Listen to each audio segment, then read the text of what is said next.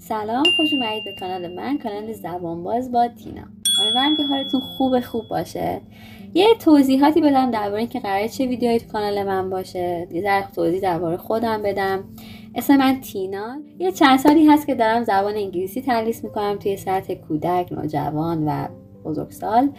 رشته دانشگاهی رشته مترجمی زبانه.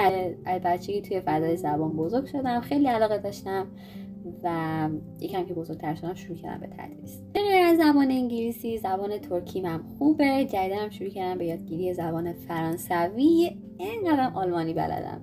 در کل یادگیری زبان یا یادگیری زبان‌های مختلف یکی از کارهای مورد علاقمه و توی این فن میتونم بگم حرفه‌ایم، چون دیگه همه راه‌ها و همه تمرین‌ها برای یادگیری زبان جدید امتحان کردم. حالا میخوام بگم کانال من برای چه کسایی خیلی خوبه و چه کسایی باید این ویدیو رو ببینن. همه باید ویدیوهای من ببینن. قراره که از پایه، یعنی اگه پایه زبان اینجا، من قراره از اینجا شروع کنم به شما انگلیسی رو یاد بدم. چیزایی که فکر میکنین الان بلدین ولی من احساس میکنم که اونجوری که باید یاد نگرفتین، چون متد آموزشی خیلی عوض شده. و برای کسایی که چه میدونم همیشه دوست داشتن زبان یاد بگیرن، به هر دلیلی نشده، رفتن کلاس زبان با تیچر نتونستن ارتباط بگیرن، زده شدن، برای خود من خیلی پیش اومده. مثلا توی سیر یادگیری زبان فرانسوی خیلی من مشکلات داشتم با تیچرها، با آموزشگاه‌ها و خودم دیگه قشنگ درد دانش آموزا و زبان آموزا رو درک میکنم. توی کانال من قراره که خیلی ساده و با زبان کاملا عامیانه زبان یاد بگیریم. اصلا اسم کانال من زبان باز، یعنی قراره که زبانتون باز بشه.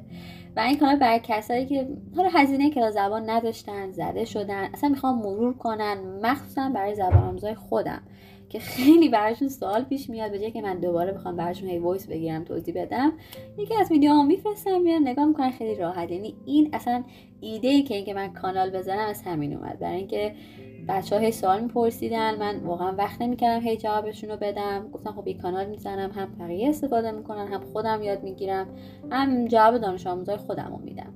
خب از جایی گفتیم ما قرار انگلیسی از پایه یاد بگیریم، بریم که با هم از الفبا شروع کنیم. اول بگم بچه‌ها، مسلماً همتون با الفبای زبان انگلیسی آشنایید، ولی که فکر میکنین بلدین، فولین، مطمئنا اینجوری نیست. و حتی اگه یه چیز جدید از الفبا یاد بگیرین کافیه. الفبای زبان انگلیسی برای خوندن و نوشتن شما خیلی مهمه. پس اونقدر ویدیو وقتتون رو نمیگیره، شده 5 دقیقه 10 دقیقه وقت بذارید، ولی مطمئن باشید که همه نکته‌های الفبا رو بلدین و الفبا رو میدونین. توی زبان انگلیسی ما 26 حروف انگلیسی داریم. اول من کل حروف رو میخونم، بعد یه دونه با مثال با هم جلو میریم.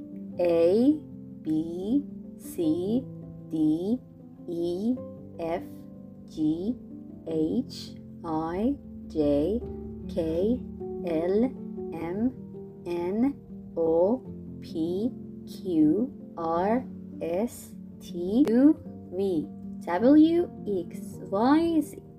این بود کل حروف‌های زبان انگلیسی. حالا میخوام دونه دونه ببینیم صدای هر حروف چجوریه، باش مثال چجوری میاد و توی هر کلمه ممکنه چه صدایی بده. A صدای ا داره. A apple. B book. B book. C cat. D dog. E elephant. F fish. G girl. H happy. happy. بچه‌ها خیلی ها به اشتباه میگن H درست تره. H بعد بگین H. ice cream. خیلی ها ای رو با آی قاطی میکنن. حالا ما میخوام بگیم فرق این دوتا چیه. ببینید بچه‌ها، من میگم ای آی از اینجا میاد توی ایرانی ما میگیم یه همچین چیزیه. و صدای آی خیلی کوتاه‌تره، خیلی با تحکم تره. ولی صدای ای یکم طولانی تره. egg elephant. اینجوری میتونین جداشون کنین. اصلا juice. K kite. L lion. M monkey. N nose. O orange. O O orange. بچه او صدای آ هم میده گاهی وقتا. من فعلا فقط میخوام بهتون حروف رو معرفی کنم. توی ویدیوی بعدی میام استثناء رو میگم، اینکه کجا مثلا سی صدای ک میده، کجا او صدای آ میده. اینا رو توی ویدیوی بعدی حتما بررسی میکنم. P P pen.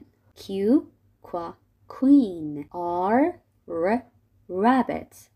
خب این یه صدایی که خیلی از ایرانی‌ها ممکنه اشتباه بگن.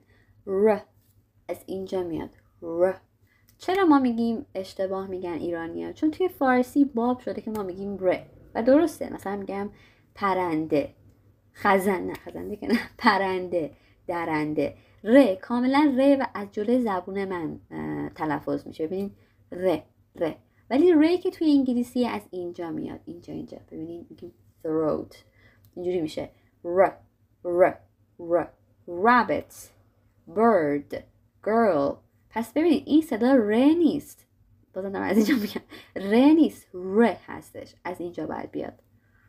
s sun. سه باز ما ایرانی خیلی مشکل داریم، ما میگیم s، مثلا میگیم سفید، چه میدونم اسنایپر. ولی بچه توی انگلیسی نمیان بگن s تلفظ میشه. مثلا نمیگیم snake، میگیم snake. or ما نمیگیم استور. تو فارسی میگیم استور ولی تلفظ درستش اینجوریه store، snake، store، شبیه مار اینطوری. T T tree. You are umbrella. You are umbrella. بچه یو صدای یو خودش هم میده، صدای آ هم میده. V و van. W و water. W و water. خب ببینید خیلی ها تفاوت دقیق بین وی و دبلیو رو نمیدونن، یعنی به وی میگن و، دبلیو هم میگن و، در که اینا با هم فرق میکنه. وی همون و فارسی خودمونه، اینجوریه که و دقیقا رو لب تلفظ میشه، ولی این و لب باید شبیه خیلی شاید میکشه قشنگ بر لباتون رو قنچه کنی اینطوری و water window. این درسته، این میشه تلفظ صحیح انگلیسیش. ولی اگه من بگم ویندو، اصلا من اگه اینو بشنوم اینجوری میگم ویندو نیست. مثلا بگم وادر، الان مثلا میخوام اینو قشنگ فارسیشو بگم میشه واتر. ر کاملا ر میگم، و میگم، ولی اگه بخوام همین انگلیسی رو قشنگ بگم ر میارم اینجا، و لبا قنچه میکنم میشه water. دقیقا توی این جزئیات خیلی کوچیک شما یا میتونین پرونانسیشنتون رو ببرین بالا. X box، این همچی صدایی داره، اینجا باید بکوبین. Y یویو. Z zebra، زنبور. ویدیو ما تموم شد، شاید باورتون نشه کلا 10 دقیقه وقتتون رو گرفت. امیدوارم که توی خونه قشنگ اینا رو تمرین کنین. میتونین مثلا حروف الفبای انگلیسی با مثالایی گفتم، مثلا مثالای خودتون روی یخچال خونه‌تون یا جایی که همیشه رد میشین بنویسین، تکرار کنین. بچه‌ها خیلی خیلی مهمه که شما حروف انگلیسی رو حفظ کامل بشین، یعنی اینجوری که حروف رو دیدین بگین ز، حروف رو دیدین بگین ا. باید حفظ باشین برای اینکه بتونین لول اپ بشین. بعدی قرار تفاوت‌های حروف‌ها رو با هم مقایسه کنیم، اینکه کجا چه صدای متفاوتی میدن، توی هر کلمه چجوری میتونن باشن. یاد باشه همین که تو الان حروف زبان انگلیسی و بلدی، دم خیلی کوچیک توی زبان انگلیسی برداشتی که بسیار ارزشمنده. من برام توی کامنت ها بنویسید که کدوم حروف براتون سخت داره یا همش یادتون میره. اگه ویدیو من رو دوست داشتین لایک یادتون نره، زبانتو باز کن ولی با حال خوب.